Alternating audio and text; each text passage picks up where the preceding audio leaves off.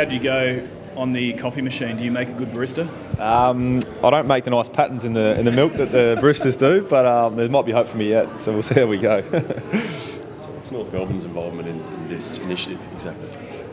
So I think with the Huddle, we run a program out of the North Melbourne Football Club called the Huddle, which is based around the community, helping various different bunches of people through local kids from schools, definitely a lot of multicultural people, through to homelessness as well. We've done a fair bit of work in the area of North Melbourne. Some of our first and second year players have gone through and helped with soup kitchens and stuff like that. So it's always a great initiative by the city and the council to help in this area. And I think the North Melbourne Footy Club has done so in the past as well, and I think in the future hopefully as well too. Have you seen it make much of an impact? Yeah, I think I heard the mayor say that there's 140 people per night that sleep rough, which is pretty amazing when you think how lucky we are to go home to a nice warm house in the middle of winter and you whinge how cold it is. We're pretty lucky, so any help that we can sort of put forward to help this issue, I think is going to help. And today's a great example of that, with 230 people, I think, come down to the cafe to get a coffee and help raise awareness of what's actually going on. 4 on the trot and sort of 7th, I think you are now. Do you still feel a little bit vulnerable at that bottom end of the 8? Obviously, I think we do. It's such a tight race for finals this year in the competition. I think we're only a game out of 4th as well, so that just shows you how tight the competition is for spots leading into the finals. And if you get caught looking too far ahead, as cliche as it is, you probably might get left behind. So we are taking it 1 week at a time, and we've got a massive game this week against Melbourne on Sunday afternoon, and we'll look to put our best foot forward and hopefully continue the form we've been tracking in the last month. I'm not asking for a percentage of improvement, but how much do you feel you have to improve if you're to be a sort of force come September? Yeah, we need to play consistent footy on the weekend. I think we played pretty well for 3 quarters, but in the second quarter we let ourselves down a little bit and allowed Carlton back into the game.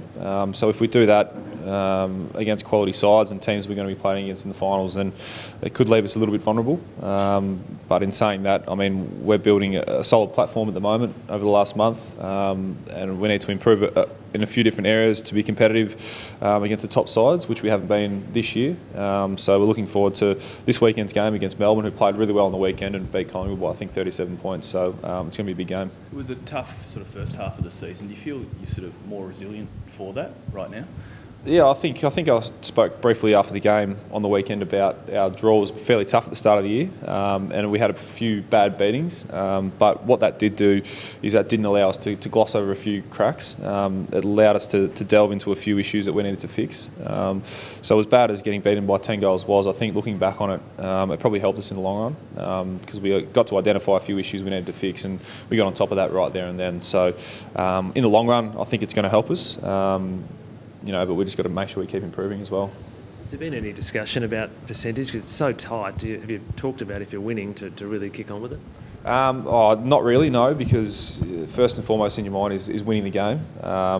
But as you said, the race is so tight this year that percentage will come into consideration, and all we've got to focus on is our process, and the result will take care of itself. And if we can have a solid process over 4 quarters of consistent footy, then it's going to give us an opportunity to 1, win games, and 2, potentially help our percentage. There's a few counts going around, different numbers. Do you think Goldie's a good chance to win the Brownlow? He's had a great year, Goldie. I wouldn't be surprised if he featured highly in the Brownlow.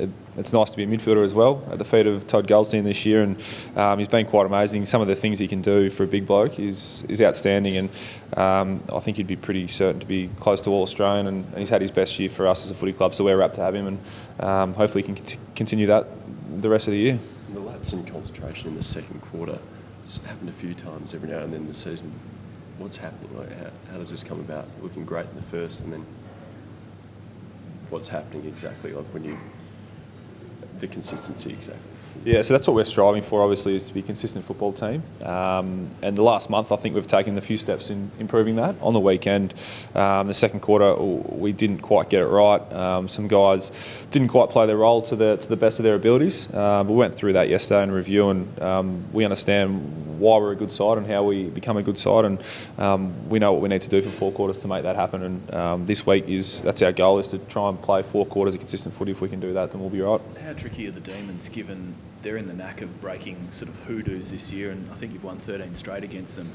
They're a team you probably can't underestimate. Absolutely. And you look at their results this year, and especially last week against Collingwood, who I rate to be a pretty quality side with some quality young talent. The Demons really took it up to them and got the job done in the last quarter. I think they kicked away and won by 40-odd points. So you definitely can't take them lightly.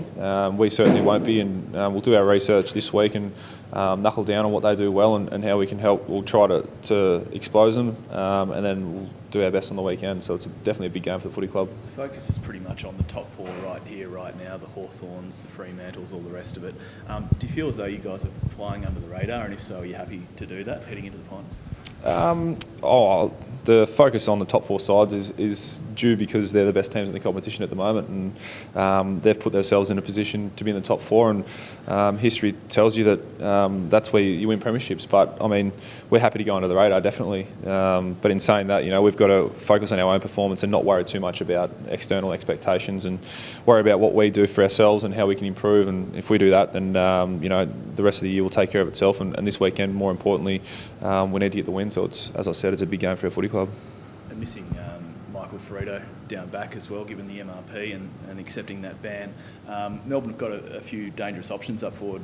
First and foremost, Jesse Hogan. Do you think you can still contain him with the guys you've got back there? Yeah, I think so. They've obviously got Hogan and Dawes, a couple of big key forwards up forward, and I think we've got some quality key defenders. Scott Thompson's an All-Australian. Robbie Tarrant's really come on this year to be capable of taking the big forwards. So although Michael Frito was a big loss for us, someone will come in and fill their role for the team, and hopefully we can get the job done down there. Thanks, Jack. Thanks, lads. Thanks, guys.